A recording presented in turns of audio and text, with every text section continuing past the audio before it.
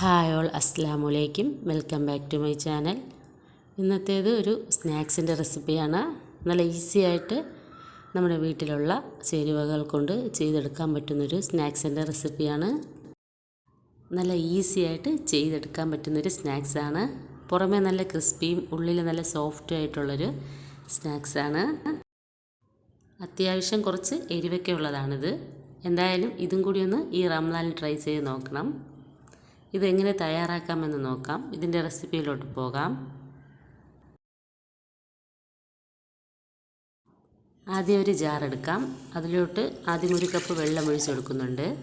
ഇനി ഇതിലേക്ക് ഇതിന് വേണ്ടിയിട്ടുള്ള 1 കപ്പ് റൈസ് ഫ്ലോർ ചേർത്ത് കൊടുക്കാം.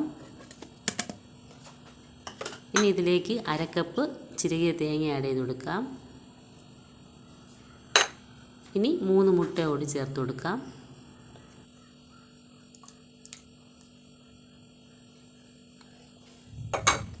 ഇനി ഇതിലേക്ക് ആവശ്യമുള്ള ഉപ്പും കൂടി ചേർത്ത് ഒന്ന് അടിച്ചെടുത്തിട്ട് വരാം. ആദ്യം ഒന്ന് അടിച്ചെടുത്തിട്ടുണ്ട്. ഇനി സൈഡിലുള്ള മാവൊക്കെ ഒന്ന് സ്പൂൺ കൊണ്ട് ഇളക്കി ഇട്ട് കൊടുക്കാം.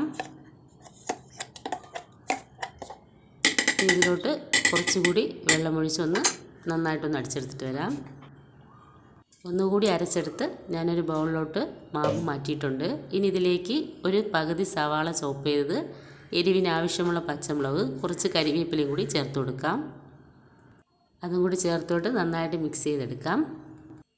ഒരുപാട് കട്ടിയില്ലാത്ത എന്നാൽ കുറച്ച് ലൂസായിട്ടുള്ളൊരു പരുവമാണ് ഇത് ഫ്രൈ ചെയ്തെടുക്കാം. അതിനുവേണ്ടി ഞാൻ ഇതുപോലൊരു കുഴിയപ്പച്ചട്ടി വെച്ചിട്ടുണ്ട്. അതിലേക്ക് വെളിച്ചെണ്ണയാണ് ഞാൻ ഒഴിച്ചു കൊടുക്കുന്നത്. നിങ്ങൾക്ക് ഇഷ്ടമുള്ള ഓയിൽ ഏത് വേണമെങ്കിലും ഒഴിച്ചു കൊടുക്കാം. വെളിച്ചെണ്ണയാകുമ്പോൾ കുറച്ചുകൂടി ടേസ്റ്റ് മണവുമാണ്.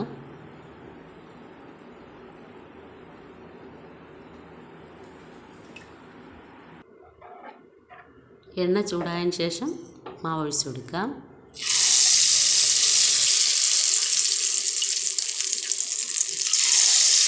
മീഡിയം ഫ്ലെയിമിലൊന്ന് ഫ്രൈ ചെയ്തെടുക്കാം.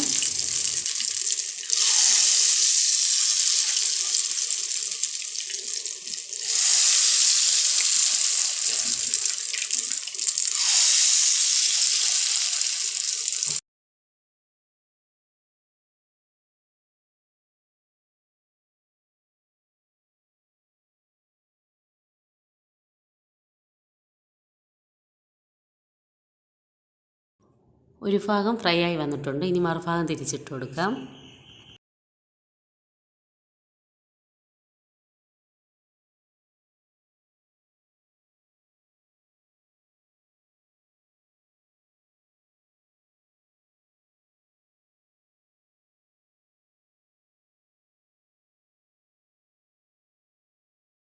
ഇപ്പോൾ 2 വശവും നന്നായി ഫ്രൈ ആയി കിട്ടിയിട്ടുണ്ട്. ഇനി എണ്ണയിൽ നിന്ന് കോരി മാറ്റാം. നല്ല ഈസി ആയിട്ട് പെട്ടെന്ന് തയ്യാറാക്കാൻ പറ്റുന്നൊരു സ്നാക്സിൻ്റെ റെസിപ്പിയാണ്. അധികം ഇൻഗ്രീഡിയൻസ് ഒന്നും ഇല്ലാതെ വീട്ടിലുള്ള സാധനങ്ങൾ വെച്ച് തയ്യാറാക്കാൻ പറ്റുന്നൊരു ഈസി സ്നാക്സിൻ്റെ റെസിപ്പിയാണ്.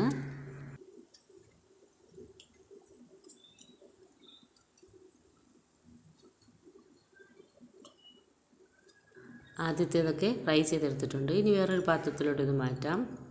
ഇതുപോലെ തന്നെ ബാക്കിയുള്ളതും കൂടി ഫ്രൈ ചെയ്തെടുക്കാം. ഇനി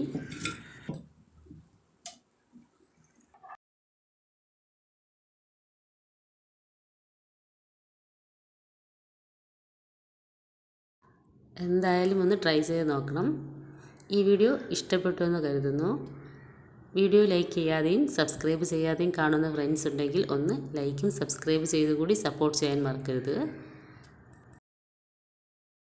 ഇതൊന്ന് ട്രൈ ചെയ്ത് നോക്കുന്നവർ കമൻസിൽ അറിയിക്കാൻ മറക്കരുത്.